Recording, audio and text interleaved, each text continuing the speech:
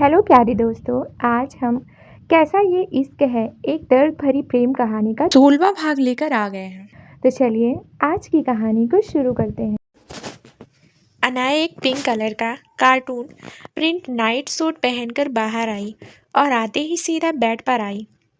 अब उसे अपनी बुक्स के साथ दिमाग लगाना था। भले ही उसने बिजनेस ज्वाइन कर लिया था, लेकिन उसे अपनी स्टडी भी कंप्लीट करनी थी। अभी आकर उसने अपना लैपटॉप ऑन ही किया था कि अचानक से उसकी हार्ट बीट रुक गई और लैपटॉप पर एक वीडियो कॉल आने लगी। कॉल का ना नंबर शो हो रहा था ना पिक्चर, लेकिन अनाया को जो बेचैनी महसूस हो रही थी उन बेचैनियों पर रुद्रम का नाम लिखा था। उससे कॉल भी रिसीव नहीं हो पा रही थी। बार बार वो अपना हाथ आगे बढ़ाती और पीछे लेती। ये सोच सोचकर ही उसका बुरा हाल हो रहा था कि अगर सच में रुद्रम की कॉल हुई तो। लेकिन फिर अचानक से उसने झट से कॉल रिसीव किया, पर तब तक कॉल डिस्कनेक्ट हो चुका था। वो बुरी तरह से खींच गई। उसे अपने ऊपर ही गुस्सा आने लगा कि उसने इतना टाइम लगाया ही क्यों। रुद्रम ने तो इस तरह की सेटिंग की हुई है कि वो उसे कभी भी कहीं भी देख सकता है, लेकिन वो तो उसकी एक झलक के लिए तड़प गई है। उसे इतना वक्त नहीं लगाना चाहिए था। अब उसे खुद पर बहुत ज़्यादा गुस्सा आ रहा था और उसे इस तरह देखकर रुद्रम के चेहरे पर मुस्कुराहट थी। वो कैमरे में अनाया की तरफ देखते हुए बोला, ओह, तो मेरी लिटिल गर्ल बहुत तड़प रही है। क्यों ना इस तड़प को थोड़ा और बढ़ाया जाए। माना तुम्हारे करीब नहीं हूं मैं, लेकिन रुद्रम सिंघानिया तो कहीं भी कभी भी तुम्हें तड़पने पर मजबूर कर सकता है। बोलते हुए उसने एक डेवेलियस स्माइल के साथ दोबारा कॉल किया। दोबारा कॉल आते देख अनाया का गुस्सा शांत हो गया और उसके चेहरे पर मुस्कुराहट आ गई। उसने जल्दी से कॉल रिसीव करने के लिए बटन प्रेस किया, लेकिन एक बार फिर से कॉल डिस्कनेक्ट हो गई। वो लैपटॉप की तरफ देखते हुए बोली, अब क्या हुआ? अब तो मैंने कॉल रिसीव कर ली थी, तो फिर अब डिस्कनेक्ट कैसे हो गई? अभी वो बोल ही रही थी कि एक बार फिर से कॉल आने लगी। इस बार बिना एक पल गवाए उसने जल्दी से कॉल रिसीव करने के लिए बटन प्रेस किया, लेकिन प्रेस करते ही कॉल डिस्कनेक्ट हो गई और वो बुरी तरह से चिढ़ गई। लेकिन तभी उसकी आंखें बड़ी हो गई। उसे समझ आया कि ये सब क्यों हो रहा है। वो सामने कमरे में अपनी नज़र घुमाते हुए बोली, अब जानबूझकर ये सब कर रहे हैं ना? आपको पता है, आपको देखने के लिए मरे जा रही हूँ मैं, और आप जानबूझकर मुझे तड़पा रहे हैं। क्यों मिस्टर रुद्रम, आप ऐसे क्यों हैं? अपनी हरकतें क्यों नहीं सुधारते आप? लेकिन आपको क्या लगता है आप मुझे तड़पा सकते हैं? नहीं, बिल्कुल नहीं। मुझे कोई फ़र्क नहीं पड़ता आपसे। जाइए, अब मैं आपकी कॉल रिसीव भी नहीं करूँगी। बोलते हुए उसने लैपटॉप अपने से दूर कर बेड पर रख दिया और मुंह बनाकर बैठ गई। रुद्रम उसे देखकर मुस्कुरा रहा था। वो उसे देखते हुए बोला, अच्छा, तो मेरी लिटिल गर्ल अब मुझे एटीट्यूड दिखाएगी। ज़रा मैं भी तो देखूं मेरी लिटिल गर्ल का एटीट्यूड। बोलते हुए उसने दोबारा कॉल किया। अभी एक सेकंड भी नहीं हुआ था कि अनाया ने जल्दी से कॉल रिसीव किया और उसकी धड़कन तेजी से बढ़ गई। कॉल रिसीव हो गया था और इस बार डिस्कनेक्ट भी नहीं हुआ। उसने जल्दी से लैपटॉप को वापस अपने पास खींचा और ध्यान से देखने लगी, लेकिन सिवाय अंधेरे के उसे उस वीडियो कॉल में कुछ दिखाई नहीं दे रहा था। वो खींच कर बोली, क्या है मिस्टर रुद्रम, क्यों इतना तड़पा रहे हैं आप? प्लीज़ सामने आइए ना। बोलते हुए उसकी आवाज़ बेहद गहरी हो चुकी थी। तभी रुद्रम की आवाज़ आई, लेकिन माई लिटिल गर्ल। अभी तो कोई कह रहा था कि उसे कोई तड़पा नहीं सकता और उसे मुझसे कोई फ़र्क नहीं पड़ता। वो आवाज़ सुनते ही अनाया की हार्ट बीट एक पल के लिए स्किप हो गई। उसकी आंखों में नमी आ गई। उससे कुछ बोला नहीं जा रहा था, लेकिन उसकी आंखें लगातार उस लैपटॉप पर रुद्रम को देखने के लिए बेसब्र हो रही थी। पर रुद्रम ने तो जैसे ठान लिया था कि आज एक बार फिर से अनाया की जान निकालेगा वो। अनाया रुआसी सी होकर बोली, बहुत तड़प रही हूँ मैं आपके लिए, हद से ज़्यादा। बहुत फ़र्क पड़ता है मुझे, प्लीज़ अब तो मान जाइए। रुद्रम ने अपनी तरफ से कैमरा ऑफ नहीं किया हुआ था, बस लाइट ऑफ की हुई थी, लेकिन फिलहाल उसका लाइट ऑन करने का कोई इरादा नहीं था। वो आराम से अपने तकियों को अपने सीने पर रखते हुए बोला, लेकिन अभी अभी जो तुमने मुझे तड़पाया उसका क्या? उसकी बात सुनकर अनाया हैरानी से सोचने लगी, उसने कब रुद्रम को तड़पाया, लेकिन तभी उसकी आंखें बड़ी हो गई।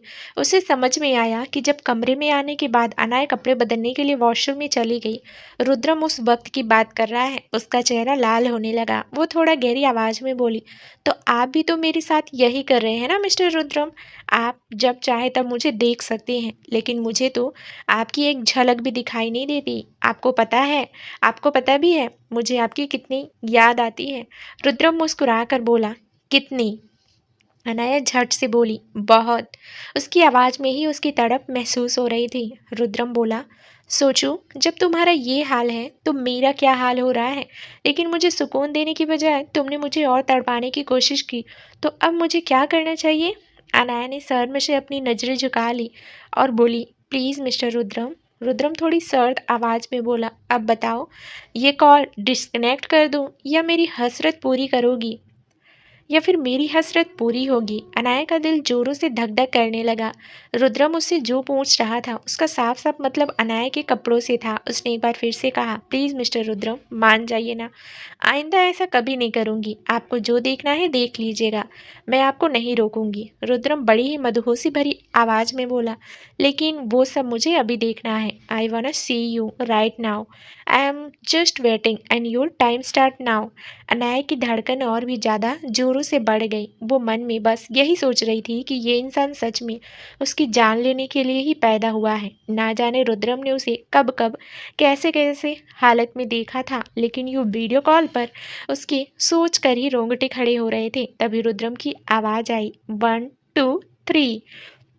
कॉल डिस्कनेक्ट होता उससे पहले ही अनाया ने अपने कपड़ों पर अपना हाथ रख दिया। रुद्रम के चेहरे पर गहरी मुस्कुराहट आ गई। अनाया के हाथ उसके शर्ट के बटन पर चल रहे थे और रुद्रम की उस पर नज़र गहरी होती जा रही थी। कुछ पल बाद रुद्रम के चेहरे पर एक डेविल स्माइल थी और अनाया का चेहरा शर्म से लाल था। उसने जल्दी से ब्लैंकेट लिया और खुद को कवर करते हुए बोली, प्लीज़ अब तो सामने आ जाइए ना, अब तो हो गई ना आपकी हसरत पूरी। रुद्र मुस्कुराया और बोला, हसरत बेशक पूरी हुई है, पर तड़प के घूंट भी बहुत पिए हैं हमने। अब ज़रा तुम भी चखना स्वाद तलब, तभी आग मिलन इश्क की कहर बरसाएगी। अनाया देखती ही रह गई और सामने से कॉल डिस्कनेक्ट हो गया। 15 दिन बाद अनाया अभी अभी वॉशरूम से शावर लेकर बाहर आई थी। इस वक्त उसने बाथरोब पहना हुआ था। क्लोजेट के पास जाकर उसने अपने लिए कपड़े निकाले और ड्रेसिंग रूम में चली गई, लेकिन जाने से पहले उसने एक बार ऐसे ही सामने की तरफ देखते हुए कहा, कब तक आप खुद को कंट्रोल में रखेंगे? कभी ना कभी तो आपको मुझे कॉल करना ही पड़ेगा ना। माना एक बार मैं आपकी बातों में आ गई, लेकिन अब दोबारा कभी नहीं आऊँगी। देख लेना, अगर आपने मुझे कॉल भी किया तो मैं आपका कॉल रिसीव नहीं करूंगी। बोलते हुए वो पता नहीं रुद्रम को चिढ़ा रही थी, उसे अपना गुस्सा दिखा रही थी या फिर अपनी फ्रस्ट्रेशन बाहर निकाल रही थी। पिछले 15 दिनों से वो रुद्रम की कॉल का वेट कर रही थी, लेकिन रुद्रम ने एक बार भी उसे कॉल नहीं किया था। उस दिन अनाया को अच्छी तरह से देखने के बाद रुद्रम ने कॉल डिस्कनेक्ट कर दिया था। एक बार भी वो कैमरा के सामने नहीं आया। उस दिन के बाद अनाया इतनी बुरी तरह से चिढ़ गई थी कि अब वो रूम में कपड़े बिल्कुल चेंज नहीं करती थी। उसे इंतजार था रुद्रम के कंट्रोल खोने का, लेकिन रुद्रम तो ठहरा रुद्रम, उसे कहाँ ही कोई झुका सकता है। वहीं दूसरी तरफ यूएसए में रुद्रम डॉक्टर के साथ मीटिंग कर रहा था। पिछले 15 दिनों में लगातार उसे पेशेंट को इंजेक्शन लगाए जा रहे थे और हर एक रिएक्शन को नोट किया जा रहा था। अभी तक वो पेशेंट कोमा से बाहर नहीं आई थी, लेकिन अब जल्द ही सभी इंजेक्शन का असर दिखने वाला था। बस इंतजार था तो उस पेशेंट की कोमा से बाहर आने का, पर ना जाने अभी कितने दिन लगने वाले थे। पर अब रुद्रम की बेताबी बढ़ती जा रही थी, क्योंकि एक तरफ वो यहाँ से जा नहीं सकता था और दूसरी तरफ मुंबई में अग्रिम ने बहुत सारे प्लान बनाने शुरू कर दिए थे। और उसका सबसे बड़ा प्लान था अनाया को अपने रास्ते से हटाना, जो उसके लिए आसान नहीं होने वाला था। भले ही रुद्रम मुंबई में नहीं था, लेकिन उसका हर एक आदमी प्रॉपर काम पर लगा हुआ था। अनाया को नुकसान पहुंचाना तो दूर, उसके करीब आना भी किसी के लिए पॉसिबल नहीं था। हर वक्त एक सिक्योरिटी टीम अनाया के आसपास होती और अनाया को कुछ पता भी नहीं होता था। अनाया की हर एक मूवमेंट पर नज़र रखी जाती। वो जहाँ भी जाती उसके पास पहुंचने से पहले ही सारी चीज़ों को क्रॉस चेक किया जाता था। जिस चीज़ पर भी शक होता उसे वहां से हटा दिया जाता, जिस आदमी पर शक होता उस आदमी को ही गायब कर दिया जाता। रुद्रम की गैर मौजूदगी में अनाया बिजनेस को संभाल रही थी और अतुल अनाया से जुड़ी हर एक चीज़ को। वहीं एक फ्लैट में अग्रिम किसी से फ़ोन पर बात कर रहा था और बात करते वक्त गुस्से से कांप रहा था। उसने किसी आदमी को अनाया को मारने का काम सौंपा था, लेकिन पिछले 3 दिन से वो आदमी अपने काम में कामयाब नहीं हो रहा था। अनाया के आसपास सिक्योरिटी इतनी ज़्यादा टाइट थी कि उसे तोड़ना लगभग इम्पॉसिबल था। अगर हम गुस्से से चलते हुए बोला, मुझे नहीं पता। अग्रम गुस्से से चिल्लाते हुए बोला, मुझे नहीं पता तुम यह काम कैसे करोगे, लेकिन तुम्हें यह काम करना ही होगा। मैं तुम्हें पूरे 1 करोड़ रुपए दिए हैं उस चिड़िया को ख़त्म करने के लिए। तुम उस चिड़िया को अपने जाल में ना फंसा पाओ तो तुम्हारा मैं क्या हाल करूँगा यह तुम सोच भी नहीं सकते। मुझे जल्द से जल्द उस लड़की की लाश अपनी आंखों के सामने चाहिए, वरना। अग्रिम सिंघानिया क्या है यह तुम बहुत जल्दी समझ जाओगे, बोलकर अग्रिम ने कॉल डिस्कनेक्ट कर दिया और गुस्से से अपना फ़ोन नीचे ज़मीन पर पटक दिया। नायरा ने उसके सामने ड्रिंक का गिलास किया तो अग्रिम ने हैरानी से उसे देखा और बोला, तुम तो मुझे ड्रिंक करने से मना करती थी, तो आजकल खुद ही मुझे ड्रिंक ऑफर करने लगी हो, क्या बात है। नायरा तिरछा मुस्कुराई और बोली, क्योंकि मैं जानती हूँ ये ड्रिंक ही तुम्हें तुम्हारा दिमाग चलाने में मदद करेगी। शायद इसे पीकर तुम्हें कोई बढ़िया आइडिया आ जाए जिससे हमारा काम थोड़ा आसान हो जाए।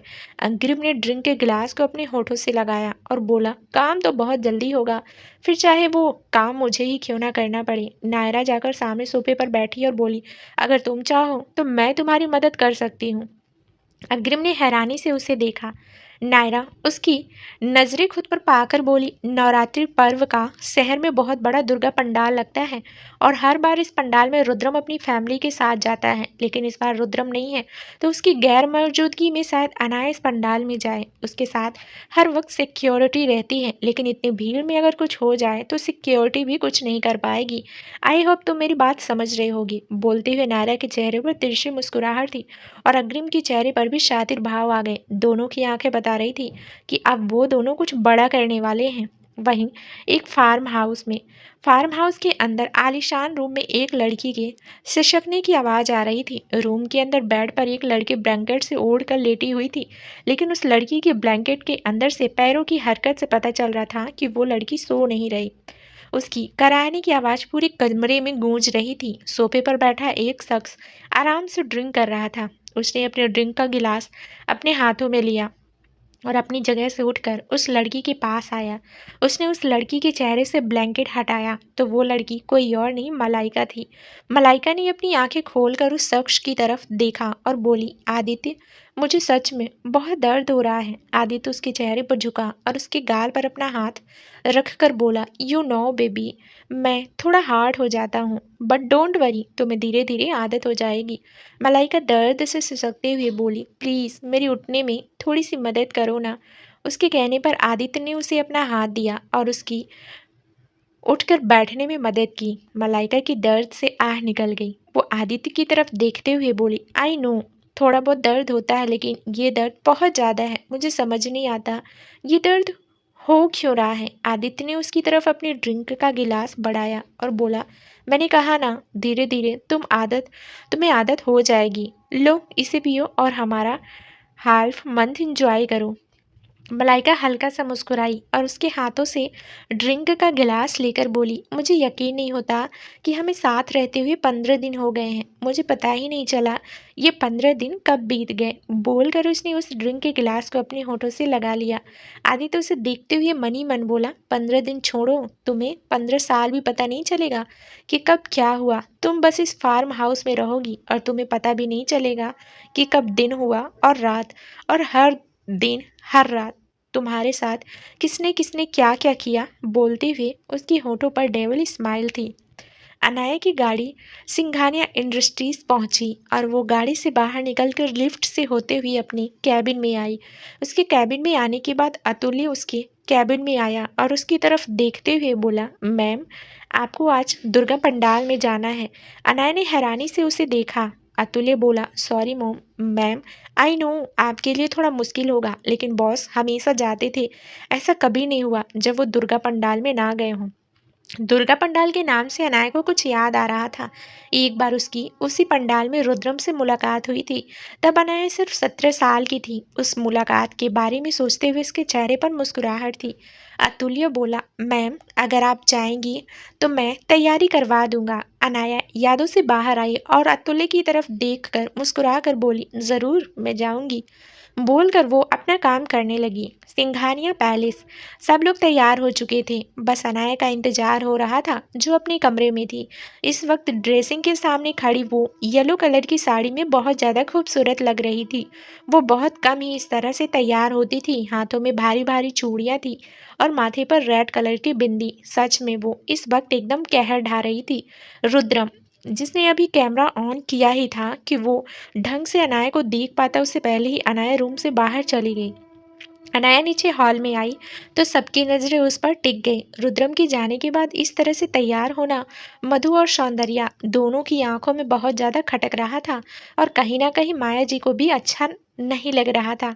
हालांकि वो नहीं चाहती थी कि अनाया अपनी जिंदगी रुद्रम की सिर्फ यादों के साथ बिताए, लेकिन इतनी जल्दी आगे बढ़ जाना भी उन्हें ठीक नहीं लग रहा था। मधु अनाया की तरफ देख कर बोली, आ गई सज संवर कर। कितनी बेशरम भरी है दुनिया में। अभी अभी पति मरा है और तैयार ऐसी होना जैसे उस पति के साथ किसी की शादी में जा रही हो। अनय ने उसकी बात सुनी और मुस्कुरा कर बोली, मुझे जहाँ जाना है मैं चली ही जाऊंगी, लेकिन अगर आप चाहती हैं कि आप मेरे साथ आएं तो अपना मुंह बंद रखें, कहीं ऐसा ना हो आपको घर ही रहना पड़े। बोलकर अनाया माया जी के पास आई। माया जी अनाया को देखते हुए बोली, इस बार मैं मधु के साथ सहमत हूँ। तुम्हें नहीं लगता ये सब बहुत ज़्यादा है? अनाया मुस्कुरा कर बोली, आप लोगों के लिए मिस्टर रुद्रम है या नहीं मुझे नहीं पता, लेकिन मेरे लिए वो हमेशा मेरे साथ है और मैं हमेशा वैसे ही रहूंगी जैसे वो मुझे रखना चाहती थी। इसमें अगर किसी को बुरा लगता है तो मैं कुछ नहीं कर सकती। उसकी बात सुनकर मानवी जी के चेहरे पर मुस्कुराहट थी और माया जी भी अब कहीं ना कहीं उसकी बातों से सहमत हो चुकी थी। सब लोग बाहर की तरफ आए और गाड़ी में बैठकर दुर्गा पंडाल के लिए निकल गए।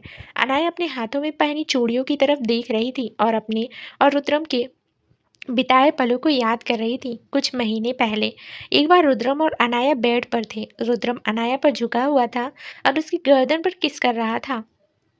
उसका हाथ अनाया के हाथ में था और लगातार उसके हाथ का दबाव बढ़ता ही जा रहा था। तभी अनाया की दर्द से आ निकली और वो गुस्से से रुद्रम की तरफ देखने लगी। उसके हाथों में पहनी हुई चूड़ियों में से एक चूड़ी टूट गई थी और उसी की कलाई में चुभ रही थी। उसके गुस्से भरे एक्सप्रेशन देखकर रुद्रम ने उसकी कलाई की तरफ देखा और बोला, दर्द हुआ?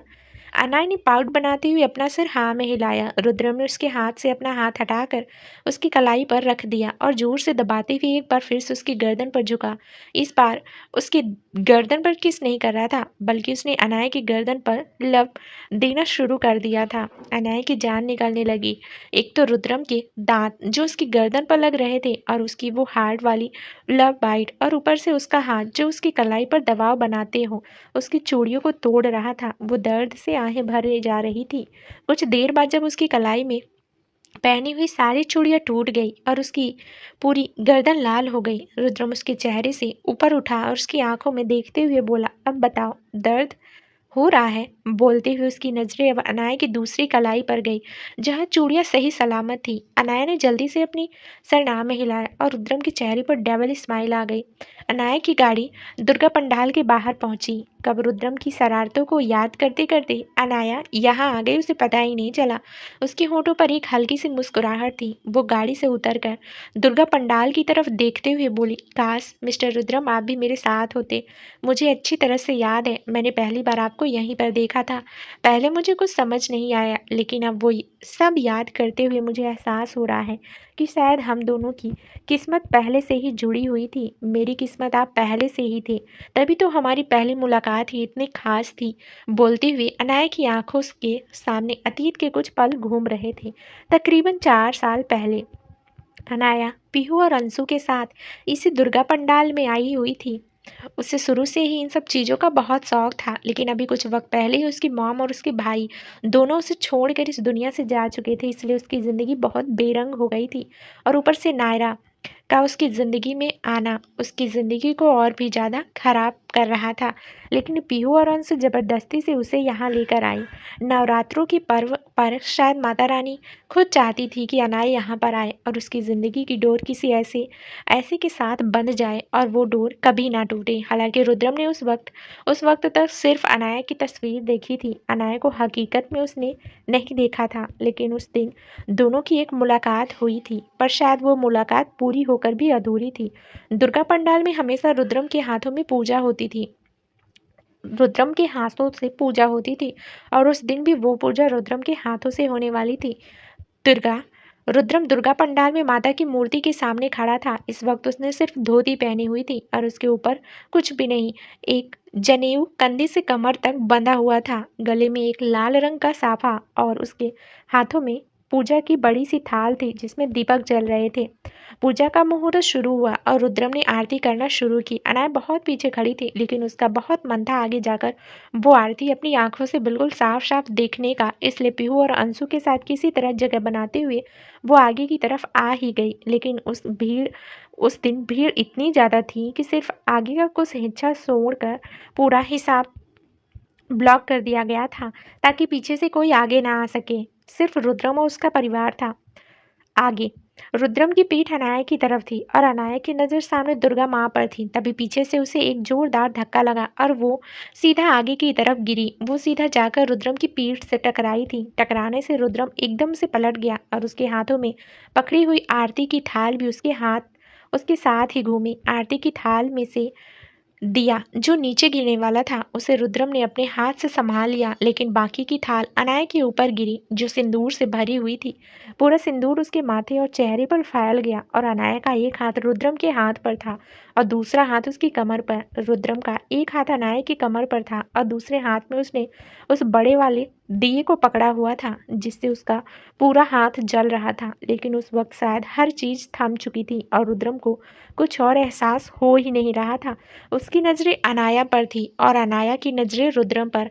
हालांकि रुद्रम अनाया को नहीं देख सकता था क्योंकि उसका पूरा चेहरा लाल था, लेकिन अनाया अपनी बड़ी बड़ी आंखों से रुद्रम को देख सकती थी। उन दोनों को इस तरह से देखकर सभी लोग बातें करने लगे और वहां पर पूजा का माहौल किसी और ही माहौल में बदल गया। अनाया की भरी हुई मांग और पूरा चेहरा देखकर हर कोई बातें करने लगा था। सबका यही मानना था कि रुद्रम के हाथों से ये मांग भरी गई है। अनाया ये सब सुनकर एकदम से डर गई और जल्दी से वहां से भाग गई। रुद्रम बस उसे जाती देखता रह गया। उसका दिल जोरों से धक धक कर रहा था। वो उन आंखों को कभी भूल नहीं पाया था। शायद उसे कुछ एहसास हो चुका था। अनाया बाहर आई और पीहू और अंशु भी उसके साथ ही आई। पीहू और अंशु में से अंशु उसकी तरफ देखते हुए बोली, ये क्या हाल हो गया तेरा? अगर किसी ने देख लिया तो बहुत डांट पड़ेगी। पीहू भी अनाया की तरफ देखते हुए बोली, वो तो ठीक है, लेकिन जो अंदर लोग बातें कर रहे हैं उनका क्या? शादी और वो सब बकवास, इसका क्या मतलब है? अनाया गुस्से से उसकी तरफ देखते हुए बोली, ये सब तुम दोनों की वजह से हुआ है। ना तुम दोनों मुझे यहाँ लेकर आती और ना ही ये सब होता। और वो आदमी भी पता नहीं कौन था, दिखने में तो इतना सेक्सी और हॉट बॉडी बिल्डर टाइप था, लेकिन एक पूजा की थाल नहीं संभाली गई उससे। बोलते हुए उसने मुंह सकोड़ा। पीहू हंसते हुए बोली, शुक्र मना कि उसने उस थाल को संभाल लिया और तेरे ऊपर सिर्फ सिंदूर गिरा, वरना कुछ भी हो सकता था। उसकी बात सुनते हुए अनाया भी उस वक्त के बारे में सोच रही थी। बहुत ही अजीब सा पल था उस शख्स का उसे छूना और उसकी कमर पर अपना हाथ वो अभी भी महसूस कर रही थी। लेकिन अपना सिर झटक कर वो जल्दी से बोली, अब चलो यहाँ से, इससे पहले कोई मुझे इस हालत में देखे। मुझे जल्दी से ये सब ठीक करना है। बोलकर वो तीनों वहां से निकल गई। उन पलों को याद करते हुए अनाया के चेहरे पर मुस्कुराहट तैर रही थी। अब यूं ही मुस्कुराती रहोगी या अंदर भी चलोगी? सौंदर्या ने उसे देखते हुए कहा। सौंदर्या की आवाज़ सुनकर अनाया होश में आई और उसकी तरफ देखते हुए बोली, मेरी मुस्कुराहट इतनी ज़्यादा चुप रही है क्या? चुप भी रही है तो इसमें मैं कुछ नहीं कर सकती। बेहतर है खुद पर ध्यान दो। बोलकर उसने अतुल्य की तरफ देखा और अंदर की तरफ बढ़ गई। अनाया सबके साथ अंदर आई और अंदर आते ही कुछ लोगों ने उसका स्वागत करना शुरू किया। हालांकि ये पूजा हमेशा रुद्रम के हाथों से होती थी। रुद्रम सिर्फ मुंबई का नहीं, वर्ल्ड के टॉप बिजनेसमैन से एक था। इसलिए हर कोई उसकी बहुत ज़्यादा इज्जत करता था और आज वही इज्जत अनाया को मिल रही थी जो देखने वालों को बिल्कुल भी रास नहीं आ रही थी। पूजा का मुहूर्त शुरू हुआ तो अनाया आरती के लिए आगे आई। उसके साथ ही मानवी जी, माया जी और हर्षवर्धन जी भी थे। सौंदर्या नफरत भरी नजरों से अनाया की तरफ देख रही थी। वो उसे देखते हुए खुद से ही बोली, तुम्हें क्या लगता है तुम्हारे होते हुए मैं खुद पर ध्यान दे पाऊंगी? नहीं, बिल्कुल नहीं। जब तक मैं तुम्हें अपने रास्ते से नहीं हटा दूं तब तक मैं और कुछ कहाँ ही देख पाऊंगी। बहुत शौक है ना तुम्हें बात बात पर मेरी इंसल्ट करने का, तो अब देखो तुम्हारे साथ क्या होता है। बोलते हुए उसने अपनी फ़ोन से किसी को मैसेज किया। कुछ ही देर में से रिप्लाई आया और उसने अपने आसपास देखना शुरू किया। दूर खड़े एक आदमी पर उसकी नज़र गई तो उसके होठों पर एक कातिलाना मुस्कुराहट आ गई। अनाया ने अभी आरती की थाल को अपने हाथ में लिया ही था कि वहीं पर कुछ ही दूरी पर खड़ा एक आदमी बोला, ऐसा कैसे हो सकता है? एक विधवा इतनी शुभ पूजा कैसे कर सकती है? वो विधवा जिसने शादी के बाद 1 महीने में ही उसके पति की इतनी दर्दनाक मौत हो गई। इसका तो साफ-साफ मतलब है कि ये लड़की ही मांगलिक है और इसकी कुंडली में दोष है। ऐसे में इससे इतनी शुभ पूजा कैसे करवाई जा सकती है? ये बात सुनते हुए अनाया ने उस आदमी की तरफ देखा। इतनी कड़वी बात सुनते हुए उसकी आंखों में नमी आ गई थी। उसका हाथ कांपने लगा था। वहीं अतुल्य और बाकी सब ने भी उस आदमी की तरफ देखा। वो आदमी उस दुर्गा पंडाल की कमेटी का हेड था। सौंदर्या के चेहरे पर शातिर मुस्कुराहट तैरने लगी। मधु जी की नज़र उस पर गई तो वो सब कुछ समझ गई और उनके चेहरे पर जहरीली मुस्कुराहट आ गई। अतुल्य उस आदमी की तरफ देखते हुए बोला, क्या मतलब है आपका ये सब बोलने का? आप जानते भी हैं आप किस बारे में बात कर रहे हैं? वो आदमी बोला, मैं अच्छी तरह से जानता हूँ मैं किसके बारे में बात कर रहा हूँ। रुद्रम सिंघानिया की बीवी अनाया सिंघानिया के बारे में। लेकिन दौलत से हर चीज सही नहीं हो सकती। जो गलत है वो गलत ही रहेगा। ये पूजा सिर्फ शुभ हाथों से होती है, ऐसे अशुभ हाथों से नहीं। बोलते हुए उसने अनाया की तरफ देखा। अनाया का दिल बुरी तरह से कांपने लगा। उसकी आंखों से आंसू आने को ही थे, लेकिन अचानक से रुद्रम का चेहरा उसकी आंखों के सामने घूम गया और उसकी बातें और उन दोनों के बीच ना जाने कितनी ही बार ऐसी सिचुएशन बनी थी कि अनाया को बहुत बुरा लगता था, लेकिन कहीं ना कहीं वो बातें बेअसर हो जाती थी। उसने एक गहरी सांस ली और उस आदमी की तरफ देखते हुए बोली, अभी अभी आपने अपनी सबसे बड़ी बेटी की तीसरी शादी की है ना? वही बेटी जिसके पहले 2 पति शादी के 2-2 महीने बाद ही इस दुनिया से चले गए। अनाया की बात सुनकर उस आदमी की आंखें बड़ी हो गई। अनाया उसकी तरफ देखते हुए आगे बोली, अब आपने तीसरी शादी के लिए मिस्टर रुद्रम के बनाए हुए एनजीओ में से पूरे 50 लाख रुपए का डोनेशन लिया है, जिसका चेक मैंने खुद अपने हाथों से साइन किया है। क्या तब आपको मेरे हाथ अशुभ नहीं लगे? और आपकी वो बेटी जिसकी पहले 2 शादियों से 2 लोगों की जान जा चुकी है, अब और कितनी जान लेने का इरादा है आपका? वो आदमी गुस्से से चिल्लाकर बोला, ये क्या बकवास कर रही हो तुम? अनाया व्यंग से हंसी और बोली, जब आप लोग कहें तो शुभ अशुभ और जब मैं कहूँ तो बकवास। बड़ी जल्दी रूल और रेगुलेशन चेंज हो गए आपकी। मुझे इन सब चीज़ों से फर्क नहीं पड़ता, लेकिन इतना बता दूं कि हर साल इस पंडाल को लगाने में तकरीबन 2 से 3 करोड़ का खर्चा आता है, जो सीधा सीधा सिंघानिया इंडस्ट्रीज आपको डोनेट करती है। तो आप लोग क्या चाहते हैं कि अगली बार से ये पंडाल आप लोग खुद लगाएंगे या फिर आपके पास कोई और है जो इतना डोनेशन दे सके? उसकी बात सुनकर वहां पर खड़े सब लोग चौंक गए। माया और हर्षवर्धन जी भी हैरान रह गए। अनाया माता रानी की तरफ देखते हुए बोली, मुझे नहीं पता था पूजा करने के लिए अपने हाथों को शुभ करना पड़ता है। लोग दिलों में नफरत और मैल रखते हैं और हाथ धोकर कहते हैं कि उनके हाथों से साफ हाथ इस दुनिया में नहीं। किसी से लेते वक्त ये सामने वाले के हाथ नहीं देखते, लेकिन जब देने की बारी आती है तो हाथ शुभ और अशुभ हो जाते हैं। उसकी बात सुनते हुए उस आदमी का चेहरा शर्म से झुक गया। उसने अपने हाथ जोड़ लिए और अनाया की तरफ देख कर बोला, मुझे माफ कर दो बेटी, मुझसे बहुत बड़ी गलती हो गई। अनाया उस आदमी की तरफ तो देख रही थी, साथ ही साथ उसकी नजरें सौंदर्या और मधु जी पर भी गई। वो जानती थी कि वो दोनों ही उससे बेहद नफरत करती हैं। हालांकि रुद्रम ने कभी उन दोनों के बारे में उसे कुछ बताया नहीं, लेकिन आज तक उन दोनों ने अनाया से बहुत बदतमीजी की थी और अनाया ने भी उनकी हर बदतमीजी का जवाब दिया था, जिस पर रुद्रम ने ना ही कभी उसे डांटा और ना ही उसे रोका, जिसका मतलब साफ था कि जो वो उन दोनों के बारे में सोच रही है वो बिल्कुल सही है। वो हल्का सा मुस्कुराई और उस आदमी की तरफ देखते हुए बोली, गलतियां इंसान से ही होती हैं, लेकिन ध्यान रखिएगा आगे से ऐसी गलती ना हो। और अगर अब आपकी इजाज़त हो तो क्या मैं पूजा शुरू करूं? उस आदमी के बोलने से पहले ही बाकी सब ने अनाया को हाँ बोलना शुरू कर दिया था। अनाया की तिरछी नजरें उस आदमी और मधु जी और सौंदर्य के ऊपर गई और उसके होठों पर एक मुस्कुराहट आ गई। उसने एक पल के लिए अपनी आंखें बंद की और उसकी आंखों के सामने रुद्रम का चेहरा घूम गया। जब रुद्रम उसे टॉर्चर करता था तो उसे रुद्रम पर बहुत गुस्सा आता था, लेकिन अब उसकी हरकतों पर उसे हंसी आती थी।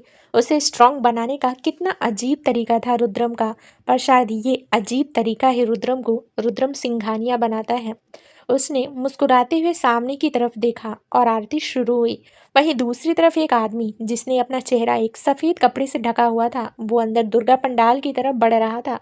उसकी कमर में एक गन छिपी हुई थी। पूजा का मुहूर्त शुरू हुआ और अनाया आरती करने लगी। उसके चेहरे पर मुस्कुराहट थी। वहीं दूसरी तरफ भीड़ से अपना चेहरा छुपाते हुए कोई अंदर की तरफ आ रहा था, जिसकी कमर के पीछे गन छिपी हुई थी। वहीं दूसरी तरफ यूएसए में रुद्रम को अचानक से बेचैनी महसूस होने लगी। वो अभी अभी हॉस्पिटल से अपने विला में वापस आया था। आते ही उसने लैपटॉप ऑन किया तो उसे अनाया कहीं भी दिखाई नहीं दी।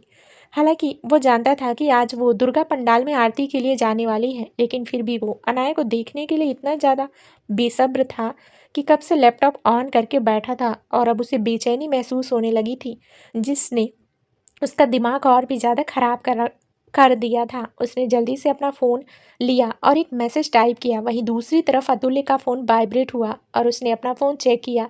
मैसेज देखते हुए उसकी आंखें बड़ी हो गई। उसने जल्दी से अपने आसपास देखा और उस मैसेज का रिप्लाई किया। रुद्रम की नज़रें अपनी फ़ोन पर ही टिकी थी। रुद्रम का अतुल्य का मैसेज देखकर उसने एक गहरी सांस ली, लेकिन फिर भी उसकी बेचैनी कम नहीं हो रही थी। उसने एक मैसेज और टाइप किया और किसी और नंबर पर सेंड किया, जिसके बाद उसने अपना फ़ोन लॉक करके साइड में रख दिया। अनाया आरती कर रही थी और बाकी सब घर वाले उसके पीछे ही खड़े थे। बाकी भीड़ पीछे की तरफ थी, जिन्हें आगे आने की इजाज़त नहीं थी, खास तौर पर तब तक जब तक अनाया वहाँ पर मौजूद थी। अतुल ने पहले ही सब अरेंजमेंट कर रखे थे। वहीं दूसरी तरफ फ्लैट में अग्रिम किसी से फ़ोन पर बात कर रहा था। वो फ़ोन पर बात करते हुए सामने वाले शख्स से बोला, आखिरी मौका दिया है मैंने तुम्हें, अगर आज भी तुमने वो काम नहीं किया तो तुम भूल जाना कि तुम्हारा भी कोई परिवार है, क्योंकि जो मेरा काम नहीं करता उसके लिए मैं बहुत कुछ करता हूँ, ताकि उसे अपनी नाकामयाबी याद रहे। बोलकर अग्रिम ने फ़ोन काट दिया। वो गुस्से से दांत पीसते हुए बोला, बहुत गुरूर है ना तुम्हें अनाया अनाया सिंघानिया खुद पर। अब तुम्हारा गुरूर भी टूटेगा और तुम भी मरोगी। बहुत हो गया अब ये खेल। अब इसमें हर दांव मेरा होगा और हर जीत भी मेरी होगी। बोलकर उसने अपना फ़ोन साइड में फेंका और टेबल पर रखी हुई सिगरेट जलाकर पीने लगा। वो शख्स जो अंदर तो आ चुका था, लेकिन अब भी अनाया उससे बहुत दूर थी। आगे हर जगह पर रस्सियाँ लगी हुई थी, जिससे वो अंदर की तरफ नहीं जा पा रहा था, लेकिन आज उसे हर हालत में अपना काम खत्म करना था। उसने अपने आसपास देखा और एक पंडित को देखते हुए उसके चेहरे पर सातिर मुस्कुराहट आ गई। वो जल्दी से उस पंडित की तरफ बढ़ा और जैसे ही वो उसके करीब पहुंचा, उस पंडित की आंखें बड़ी हो गई और उसकी सांसें रुक गईं। भीड़ का फायदा उठाते हुए उस शख्स ने उस पंडित की कमर पर गन लगा दी थी और उससे कुछ ऐसा कहा जिसे सुनने के बाद उस पंडित की सांस रुक गई थी और उस शख्स के चेहरे पर शातिर मुस्कुराहट आ गई थी। कुछ ही देर में वो शख्स दुर्गा मूर्ति के पीछे की तरफ पहुंच चुका था। वहां से कुछ ही दूरी पर कुछ टेबल लगे हुए थे, जिसके नीचे उसने उस पंडित को बांध रखा था। खुद को छुड़वाने के लिए वो पंडित छटपटा रहा था, लेकिन वहां उसकी छुड़ने वाला कोई नहीं था। वो शख्स दुर्गा मूर्ति से कुछ ही दूरी पर छिप कर खड़ा था और उसके हाथों में गन थी, जिसका निशाना अनाया की तरफ था। उसने अपनी उंगलियां ट्रिगर पर रखी और ट्रिगर दबा दिया। गन से गोली निकली और अनाया की तरफ बढ़ी, लेकिन अनाया को गोली लगती उससे पहले ही एक शख्स ने अनाया को जोर से धक्का दे दिया और खुद भी उसके साथ ही नीचे जमीन पर गिरा। अगले ही पल एक गोली और चली और सीधा उस शख्स के माथे पर जाकर लगी, जो अनाया को मारने के लिए वहां पर आया था। एक ही सेकंड में वो शख्स अपनी जिंदगी गंवा चुका था। अचानक से चली दो गोलियों की आवाज़ सुनकर भीड़ में अफरा तफरी मच गई थी और अनाया भी एकदम सुन्न रह गई थी। उसकी सांसें बहुत तेजी से चल रही थी। माया जी, हर्षवर्धन जी के साथ मानवी जी सब पीछे की तरफ हट चुके थे। अतुल अनाया को लेकर नीचे जमीन पर गिरा हुआ था और बाकी के बॉडीगार्ड्स उनको घेर कर खड़े थे। वहीं जिस इंसान ने अनाया पर हमला करने वाले शख्स को अपनी गोली से मारा था, वो शख्स पलक झपकते ही वहां से गायब हो गया और दुर्गा पंडाल से बाहर निकलकर अपनी गाड़ी में बैठ गया। वो गाड़ी गोली की रफ्तार से भी ज़्यादा तेज वहां से निकली और कुछ ही देर में आकर एक फार्म हाउस के पार्किंग एरिया में रुकी। दुर्गा पंडाल में अतुल्य अनाया की तरफ देखते हुए बोला, आप ठीक तो है ना मैम? अनाया ने अपना सिर हाँ में हिलाया और उस तरफ देखा जहाँ से गोली चलाई गई थी। वहाँ उस शख्स की लाश देखकर उसने अपनी आंखें जोर से बंद कर ली। अतुल्य अनाया की तरफ देखते हुए बोला, प्लीज़ मैम आप चलिए यहाँ से। अनाया ने अपना सर हाँ में हिलाया और वहाँ से खड़ी हो गई। माया जी और हर्षवर्धन जी जल्दी से उसके पास आए, साथ ही साथ मानवी जी भी। सौंदर्या और मधु दोनों ही डर के मारे वहाँ से भाग चुकी थी। माया जी अनाया की तरफ देखते हुए बोली, तुम ठीक तो हो ना बेटा? अनाया उनकी तरफ देखते हुए बोली, पहले आप मुझे ये बताइए आप सब ठीक है ना? बोलते हुए वो सबकी तरफ देख रही थी। सबने अपना सर हाँ में हिलाया। अतुल्य अनाया की तरफ देखते हुए बोला, प्लीज़ मैम चलिए यहाँ से। बोलते हुए उसने अपना हाथ आगे की तरफ बढ़ा दिया था। अनाया ने पीछे पलटकर दुर्गा माँ की मूर्ति की तरफ देखा और अपनी आंखें हल्की सी झपकाई। आज सिर्फ एक पल में उसकी जान चली जाती अगर अतुल्य वक्त पर उसे लेकर नीचे नहीं गिरता। उसकी धड़कन अभी तक नॉर्मल नहीं हुई थी, लेकिन वो सबके सामने खुद को नॉर्मल दिखा रही थी। अतुल्य सबको लेकर बाहर आया और सबके गाड़ी में बैठने के बाद गाड़ियां सिंघानिया पैलेस के लिए निकल गई। सिंघानिया पैलेस पैलेस के पैलेस में अंदर आते ही अनाया ने पहले सर्वेंट को इशारा कर सबके लिए पानी लाने को कहा और फिर माया जी और हर्षवर्धन जी को उनके कमरे में भेजकर मानवी जी को भी कुछ देर आराम करने का कहा। सबके अपने अपने कमरों में जाने के बाद वो सीधा अपने कमरे में आई और आते ही उसने जोर से दरवाज़ा बंद किया और अंदर आकर गुस्से से कांपते हुए बोली, मुझे आपसे बात करनी है मिस्टर रुद्रम, अभी इसी वक्त मुझे आपसे बात करनी है। मैं जानती हूँ आप मुझे देख रहे हैं, मेरी बातें भी सुन रहे हैं। अगर आपने मुझे कॉल नहीं किया तो अभी वो बोल ही रही थी कि सामने बेड पर रखे हुए उसके लैपटॉप पर नोटिफिकेशन आया। वो झट से लैपटॉप की तरफ भागी और देखा कि वहाँ पर एक कॉल आ रही है। नंबर और नाम आज भी शो नहीं हो रहा था, जिसे वो समझ गई थी कि कॉल रुद्रम का है। ना जाने कैसे वो लैपटॉप ऑन छोड़कर ही अपने रूम से बाहर गई थी। उसने जल्दी से कॉल रिसीव किया, लेकिन एक बार फिर से उसे सामने अंधेरे के अलावा और कुछ दिखाई नहीं दिया। वो लैपटॉप की तरफ देखते हुए बोली, मुझे अभी इसी वक्त आपको देखना है मिस्टर रुद्रम, प्लीज़ मेरे सामने आइए। सामने से रुद्रम की बेहद शांत आवाज़ आई, काम डाउन लिटिल गर्ल, पहले लंबी लंबी सांसें लो। अनाया उसकी बात सुनकर और भी ज़्यादा चढ़ गई और गुस्से से बोली, व्हाट द मिस्टर रुद्रम, आपको पता भी है अभी अभी क्या हुआ? अभी मेरी जान जाते जाते बची है और आप। रुद्रम उसकी बात बीच में ही काट कर बोला, जान जाते जाते बची लिटिल गर्ल, जान गई तो नहीं ना? अनाया नाराज़गी से बोली, तो आप क्या चाहते हैं, मैं मर जाऊं? अगर मेरी जान चली जाती तो आपको चैन आ जाता? रुद्रम हल्का सा मुस्कुराया और बोला, तुम्हें लगता है मैं तुम्हें कुछ होने दूंगा? जब तुम्हारे लिए मैंने खुद को कभी कुछ नहीं होने दिया, तो अपने लिए तुम्हें कैसे कुछ होने दे सकता हूँ? उसकी बात सुनकर अनाया एक पल के लिए शांत हो गई। उसने अपनी आंखें बंद की और दो चार लंबी लंबी सांस ली। कुछ देर बाद उसने अपनी आंखें खोली और अचानक से उसकी आंखें बड़ी हो गई। सामने लैपटॉप पर रुद्रम दिखाई दे रहा था। एक पल के लिए अनाया का दिल धड़कना ही भूल गया। वो बस लैपटॉप की तरफ देखते रह गई और उसकी आंखों से आंसू बरसने लगे। उसे ना कुछ बोला जा रहा था और ना ही कुछ रिएक्ट किया जा रहा था। वो बस लैपटॉप की तरफ देखते हुए रोई जा रही थी और उसकी सांसें लगातार गहरी हो रही थी। धीरे धीरे वो सुबकने लगी और रुद्रम भी ना ही उसे चुप करवा रहा था और ना ही कुछ बोल रहा था। इस वक्त वो अपने बेड पर बैठा था। उसने एक लोवर पहना हुआ था और ऊपर से वो शर्टलेस था। सामने बेड पर लैपटॉप रखा हुआ था, जिसकी वजह से रुद्रम काफ़ी हद तक अनाया को दिखाई दे रहा था।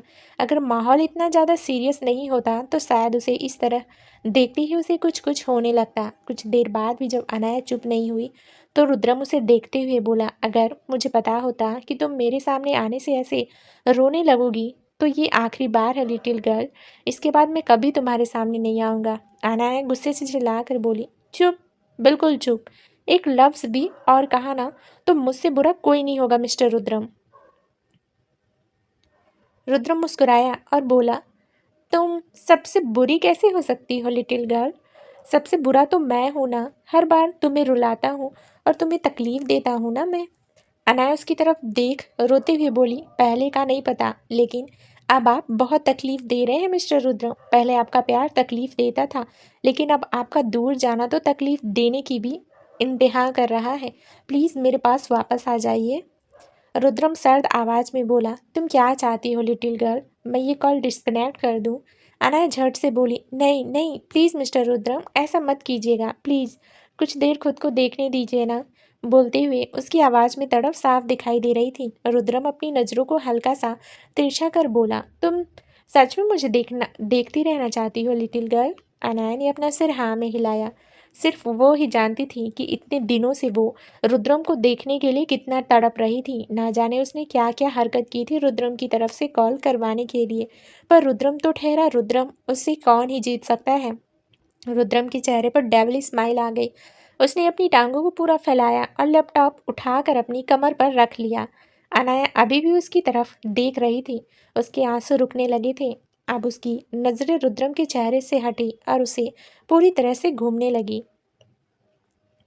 उस पर पूरी तरह से घूमने लगी। रुद्रम को उस तरह से देखते हुए उसे अलग सी फीलिंग आ रही थी। उसके होंठ सूख रहे थे। रुद्रम ने अपनी सीने पर अपना हाथ रखा और उसकी तरफ देखते हुए बोला, तुम मुझे देखना चाहती हो लिटिल गर्ल, और मैं तुम्हें देखना चाहता हूँ, लेकिन वैसे जैसे मुझे अपनी लिटिल गर्ल को देखना पसंद है।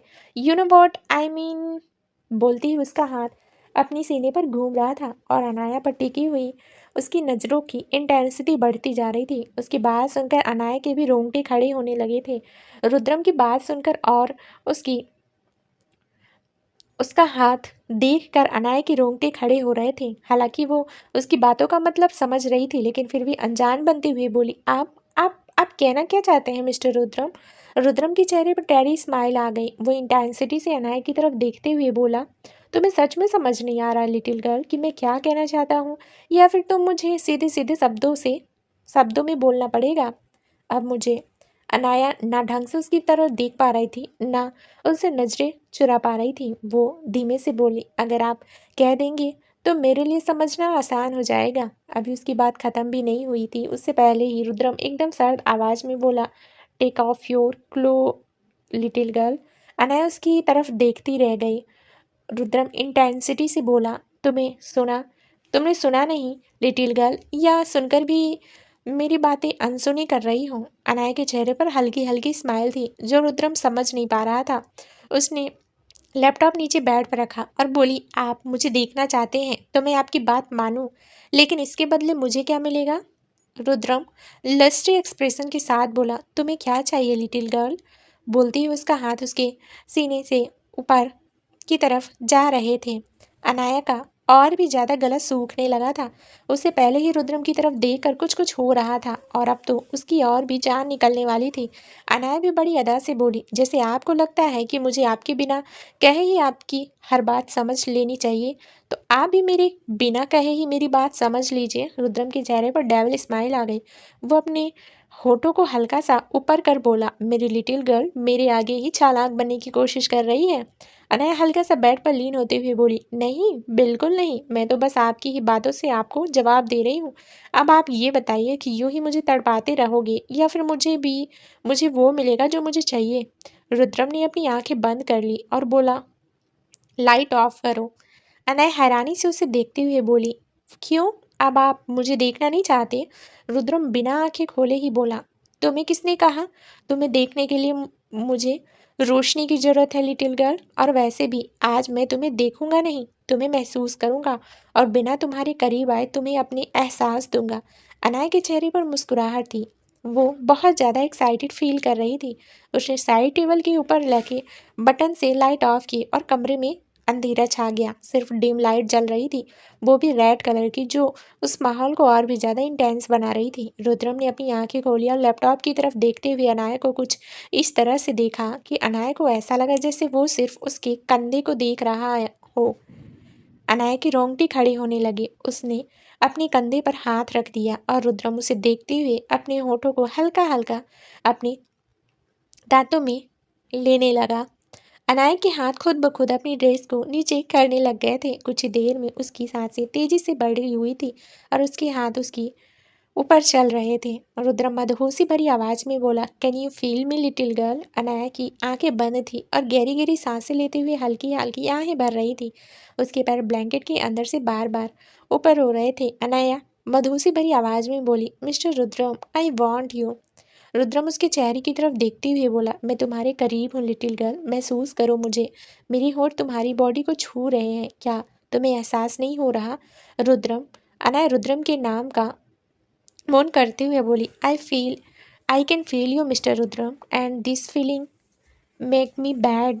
बोलते हुए अनाया के हाथ उसके ऊपर चल रहे थे। कुछ देर बाद रुद्रम और अनाया दोनों की ही सांसें बहुत ज़्यादा गहरी हो चुकी थी और दोनों की ही आंखें बंद थी। बस दोनों एक दूसरे को अपने साथ महसूस कर रहे थे। कुछ देर बाद उनकी गहरी सांसों का सिलसिला थम चुका था और रुद्रम और अनाया दोनों ही लैपटॉप में एक दूसरे को देख रहे थे और दोनों के चेहरे उसे डिम लाइट में बेहद लाल नजर आ रहे थे। अनाया रुद्रम की तरफ देखते हुए बोली, मुझे वॉशरूम जाना है।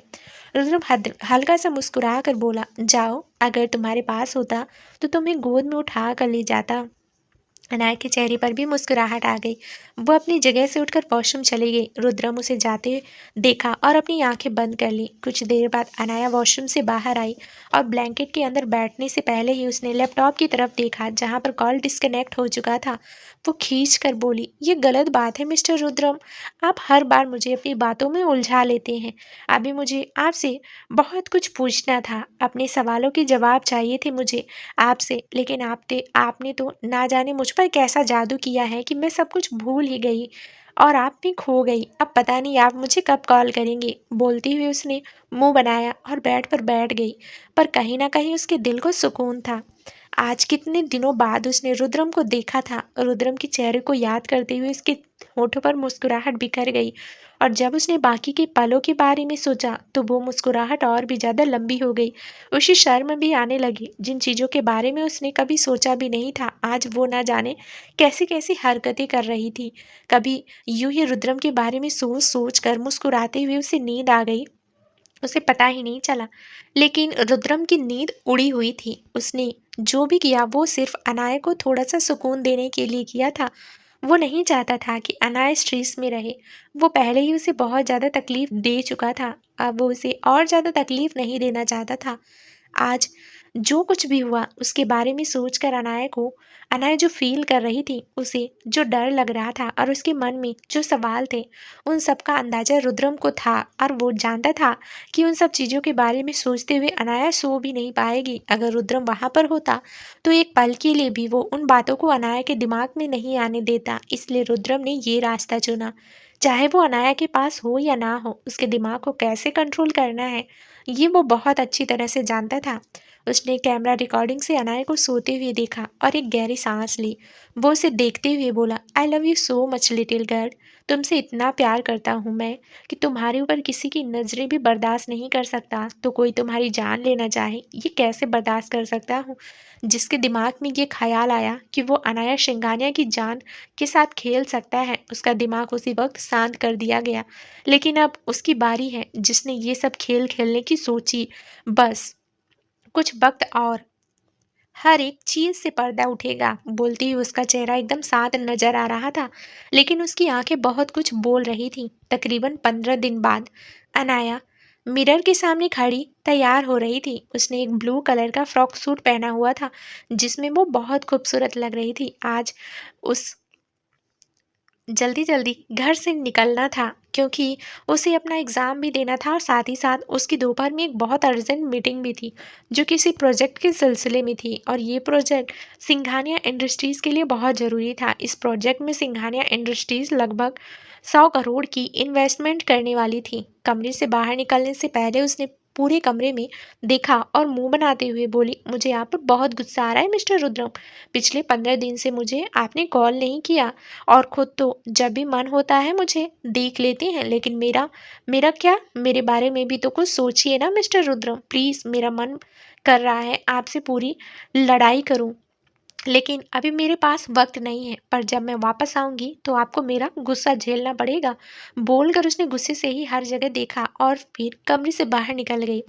वो नीचे हॉल में आई और डाइनिंग टेबल की तरफ आई जहाँ पहले ही सब लोग आ चुके थे। एक बार फिर से उसे देखकर सौंदर्या और मधु जी का मुंह बन चुका था, लेकिन अब अनाया उनकी तरफ ध्यान ही नहीं देती थी। अगर वो लोग सामने से कुछ भी बोलते तो भी अनाया अपना मुंह बंद रखती, क्योंकि उसे अब उन लोगों के साथ बहस कर अपना दिमाग खराब नहीं करना था। जहाँ तक वो जानती थी रुद्रम उन दोनों को इग्नोर करता था, तो अब उसे इस बात में भी रुद्रम के ही अंदाज को अपनाया था। उसने जल्दी से अपना नाश्ता फिनिश किया और कॉलेज के लिए निकल गई। कॉलेज के अंदर आते ही उसे हर रोज अचल दिखाई देता था, जो एक पहरेदार की तरह उसके आसपास ही घूमता रहता। उसे देखते हुए अब तो अनाया हंसने लगती थी। उसके मिस्टर रुद्रम ने एक भी जगह पर उसे अकेला नहीं छोड़ा था। ना जाने वो हर जगह पर कितने ही लोगों से घिरी रहती थी। एग्जाम देने के बाद अनाया कॉलेज से निकली और सीधा सिंघानिया इंडस्ट्रीज के लिए निकल गई। उसने वक्त देखा तो मीटिंग का वक्त हो चुका था, इसलिए वो सीधा मीटिंग हॉल में जाने लगी। रास्ते में ही उसे अतुल्य मिला। अतुल्य ने उसे गुड आफ्टरनून कहा और उसे जल्द से जल्द सारी बातें समझा दी। अनाया ने अपना सर हाँ में हिलाया और मीटिंग रूम में आई। वहाँ एक लड़का और एक लड़की बैठे थे। लड़की का नाम पल्लवी और लड़के का नाम ध्रुव था। शायद दोनों बिजनेस पार्टनर थे। ध्रुव का नाम अनाया पहले भी बहुत बार सुन चुकी थी, क्योंकि ध्रुव अग्निहोत्री अग्निहोत्री इंडस्ट्रीज का सीईओ था। अनाया को देखते ही ध्रुव की नजरें उस पर ठहर गई। हालांकि उसने अनाया के बारे में बहुत बार सुना था, लेकिन कभी उसे देखा नहीं था। वहीं पल्लवी की नजरें भी अनाया को देखते ही सर्द हो चुकी थी। उसके दिमाग में कुछ बातें घूम रही थी। अनाया उन दोनों के पास आई और अपनी हेड चेयर पर बैठने लगी। पल्लवी अपनी जगह से खड़ी हुई और उसकी तरफ अपना हाथ बढ़ाते हुए बोली, हेलो मिसेस सिंघानिया। अनाया ने पल्लवी के हाथ की तरफ देखा और हल्का सा मुस्कुराकर उससे अपना हाथ मिलाया। पल्लवी ने उसके हाथ को हल्का सा दबाया और अनाया की तरफ देखते हुए, it feel so pleasure to meet you बोलते हुए अनाया पर उसकी नजरें और भी ज्यादा गहरी हो गई थी। पल्लवी ने अनाया के हाथ को हल्का सा दबाया और अनाया की तरफ देखते हुए बोली, it feel so pleasure to meet you बोलते हुए अनाया पर उसकी नजरें और भी ज्यादा गहरी हो गई थी। अनाया ने हल्का सा मुस्कुराकर उसकी तरफ देखा और बोली, मीटिंग शुरू करें। बोलते हुए उसने अपना हाथ पल्लवी के हाथों से वापस ले लिया था। ध्रुव अनाया की तरफ देखते हुए बोला, मानना पड़ेगा आपको मिसेस सिंघानिया, मिस्टर रुद्रम सिंघानिया नहीं रहे, लेकिन आपने उनका बिजनेस बहुत अच्छी तरह से संभाला हुआ है। It's very impressive and I like it. Anaya थोड़ी सी सख्त आवाज में बोली, please mister Dhruv Singhania, please mister Dhruv Singhania, हम यहाँ पे मीटिंग शुरू करें, क्योंकि मुझे और भी मीटिंग अटेंड करनी है। ध्रुव तुरंत बोला, ये स्वेर। उसके बोलने के बाद अतुल्य ने मीटिंग शुरू की। ध्रुव और पल्लवी ने अपने प्रोजेक्ट के बारे में बताना शुरू किया और अनाया सब कुछ सुन रही थी। हर एक डिटेल को उसने अच्छी तरह से समझा और फिर ध्रुव और पल्लवी को अपना डिसीजन बाद में बताने के लिए कहा, क्योंकि वो बिना रुद्रम के एडवाइस लिए कुछ भी नहीं करना चाहती थी और रुद्रम से बात करने के लिए वो खुद नहीं जानती थी उसे कितने दिन इंतजार करना पड़ेगा। पल्लवी भले ही मीटिंग में थी, लेकिन उसका किसी भी बात पर कोई ध्यान नहीं था। कुछ ही देर में मीटिंग खत्म हुई और पल्लवी, अनाया और ध्रुव तीनों अपनी जगह से उठे और कैबिन से बाहर आए। अभी वो तीनों थोड़ी ही आगे आए थे कि अचानक ही पल्लवी बोली, मुझे लगता है मैं अपना फ़ोन कैबिन में ही भूल गई, मैं 1 मिनट में लेकर आती हूँ। बोलकर वो जल्दी से दोबारा मीटिंग हॉल में चली गई। अनय हैरानी से उसे देख रही थी। मीटिंग हॉल में आकर उसने हर तरफ देखा। जब उसे पूरा कंफर्म हो गया कि किसी की भी नज़रें उस पर नहीं है और वहाँ पर कोई भी कैमरा नहीं है, तो उसने जल्दी से अपने पर्स में से कुछ निकाला और टेबल पर रखे हुए पानी के गिलास में डाल दिया। वो कुछ गोलियां थीं। उन गोलियों को पानी में घुलते देख पल्लवी के चेहरे पर शातिर मुस्कुराहट थी। उसने अपना फ़ोन लिया और सामने टेबल पर रखे हुए अनाया के फ़ोन की तरफ देखते हुए बोली, I hope you enjoy your last drink. बोलते हुए उसके चेहरे पर एक जहरीली मुस्कुराहट थी। वो मीटिंग हॉल से बाहर आई, जहाँ पर ध्रुव उसका ही इंतजार कर रहा था। ध्रुव और पल्लवी दोनों वहाँ से चले गए और उसके जाने के बाद अनाया वापस मीटिंग हॉल में आई। वो जाकर अपनी चेयर पर बैठ गई और अपनी फ़ोन की तरफ देखते हुए बोली, आप ये सब मुझे क्या संभालने के लिए देकर गए हैं मिस्टर रुद्रम? इससे अच्छा तो आप मुझे 2-4 बेबीज दे जाते जिन्हें मैं अच्छे से संभाल लेती, लेकिन आप तो अपनी ना जाने कैसे कैसे प्रोजेक्ट मुझे दे गए जिसके बारे में मुझे कुछ पता भी नहीं होता। I just hate all this. बोलते हुए उसने अपना मुंह बनाया। पल्लवी और ध्रुव लिफ्ट से होते हुए नीचे आए और अपनी अपनी गाड़ी में बैठ गए। ध्रुव की गाड़ी आगे बढ़ गई और पल्लवी की गाड़ी दूसरे रास्ते चली गई। कुछ ही देर में उसकी गाड़ी एक हाईवे पर रुकी और अपनी गाड़ी से उतरकर वो उस हाईवे पर पहले से ही खड़ी एक गाड़ी की तरफ चली गई। उसने गाड़ी का आगे का दरवाजा खोला और अंदर बैठ गई। सामने ही ड्राइविंग सीट पर अग्रिम बैठा था, जो उसका ही इंतजार कर रहा था। पल्लवी अंदर बैठते ही उसके गले लग गई और बोली, कॉन्ग्रेचुलेशन। बोलते हुए वो अग्रिम से अलग हुई। अग्रिम उसकी तरफ देखते हुए बोला, कॉन्ग्रेचुलेशन तो ठीक है, लेकिन ये बताओ काम हो जाएगा ना? तुम श्योर तो हो ना? पल्लवी उसकी तरफ देखकर शातिर मुस्कुराहट के साथ बोली, पल्लवी कोई काम करे और वो हो ना, ऐसा हो सकता है क्या? डोंट वरी, मैंने अपना काम कर दिया है। अनाया जब भी वो पानी पिएगी उसके बाद वो पानी को भी तरस जाएगी। ऐसा जहर मिलाया है उस पानी में कि शायद वो पानी भी ना मांग पाए। उसकी बात सुनते हुए अग्रिम के चेहरे पर डेविल स्माइल आ गई। उसने एक बार फिर से पल्लवी को अपने गले लगा लिया और खुशी से बोला, I love you so much जान। तुम नहीं जानती तुमने मेरा काम कितना आसान कर दिया। उस अनाया को मारने के लिए मैं कब से ना जाने कौन कौन सी प्लान बना चुका था, लेकिन वो साली हर बार बच जाती है। लेकिन अब वो बिल्कुल नहीं बचेगी। बस एक बार वो मेरे रास्ते से हट जाए, उसके बाद तुम मेरे साथ राज करोगी। पल्लवी सातिर मुस्कुराहट के साथ बोली, डोंट वरी बेबी, जैसा हमने सोचा है बिल्कुल वैसा ही होगा। और मुझे लगता है अब तक तो उसने वो पानी पी भी लिया होगा और शायद अब अपनी आखिरी सांसों के लिए लड़ रही होगी। बोलते हुए वो व्यंग से हंसी। अग्रिम ने गहरी सांस ली और बोला, अगर ऐसा हुआ तो तुम्हें एक डायमंड नेकलेस गिफ्ट में आज ही मिलेगा। डायमंड नेकलेस का सुनकर पल्लवी के चेहरे पर खुशी झलकने लगी। वहीं दूसरी तरफ सिंघानिया इंडस्ट्रीज। अनाया अभी भी मीटिंग हॉल में चेयर पर बैठी बैठी थी। वो सुबह से बहुत ज़्यादा थक गई थी, इसलिए अब कब बैठे बैठे उसकी आंख लगी उसे पता ही नहीं चला। करीबन 1 घंटे बाद वो उठी और जल्दी से अपना फ़ोन उठाकर टाइम देखने लगी। घर जाने का टाइम हो चुका था। उसने अपने माथे पर अपना हाथ रखा और बोली, ना जाने कब मेरा इंतजार पूरा होगा मिस्टर रुद्रम, कम से कम मेरा अलार्म बनकर ही मुझे उठाने के लिए मुझे कॉल कर देते। बोलते हुए वो हंसी। वो अपनी जगह से उठी, तभी उसका ध्यान सामने पानी के गिलास पर गया। उसे प्यास तो लगी थी। उसने वो पानी का गिलास उठाया और अपने होठों से लगाने को हुई, लेकिन इसी वक्त उसका फ़ोन बजा और उसकी आंखें बड़ी हो गई। एक बार फिर से अननोन नंबर से कॉल आ रही थी। उसके दिल में तितलियां नाचने लगी। उसने पानी के गिलास को वहीं पर वापस रखा और जल्दी से कॉल रिसीव किया। सामने से कोई आवाज़ नहीं आई। अनाया कुछ पल रुक कर बोली, प्लीज़ मिस्टर रुद्रम बोलिए ना, मुझे पता है ये आपकी ही कॉल है। बोलती हुई इसके चेहरे पर बेसब्री साफ झलक रही थी, लेकिन अभी भी सामने से कोई आवाज़ नहीं आई। अनाया बहुत ज़्यादा खींच गई। एक तो 15 दिन से कोई कॉल नहीं आई थी, ऊपर से अब आई भी तो सामने से रुद्रम बोल नहीं रहा था। वो बुरी तरह से चिढ़ गई और गुस्से से बोली, अगर आपको बोलना ही नहीं होता तो आपने कॉल ही क्यों की? मिस्टर रुद्रम, आप ना सच में बहुत बुरे हैं। कॉल नहीं करते तो भी तड़पाते ही हैं, लेकिन जब कॉल करते हैं तो भी तड़पाने में कोई कमी नहीं छोड़ रहे। तड़पाने के मामले में तो एकदम जहर हैं आप।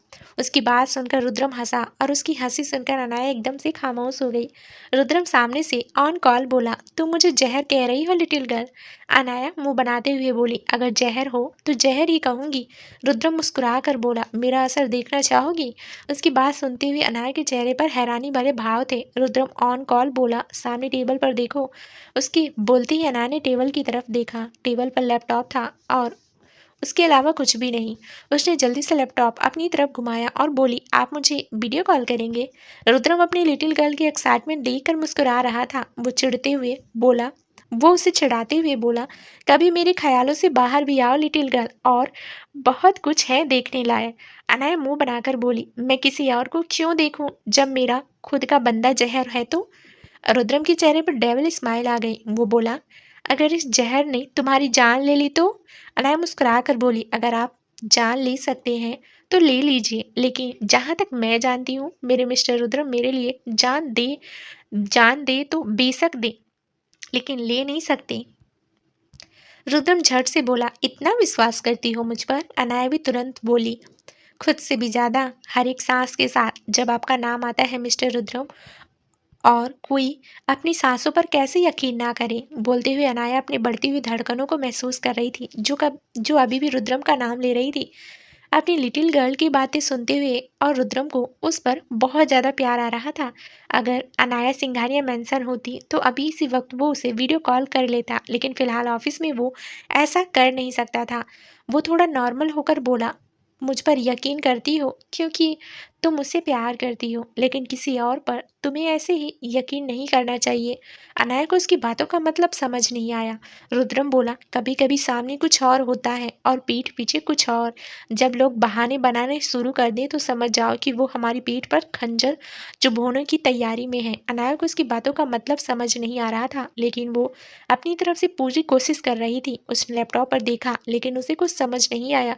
तभी उसकी नज़र सामने पानी के गिलास पर गई और कुछ ही पलों में उसकी आंखें बड़ी हो गई। उसने उस पानी के गिलास को उठाया और ध्यान से देखने लगी। वो उस गिलास को देखते हुए ऑन कॉल बोली, सच में ये जहर है क्या मिस्टर रुद्रम? पी कर देखूं क्या?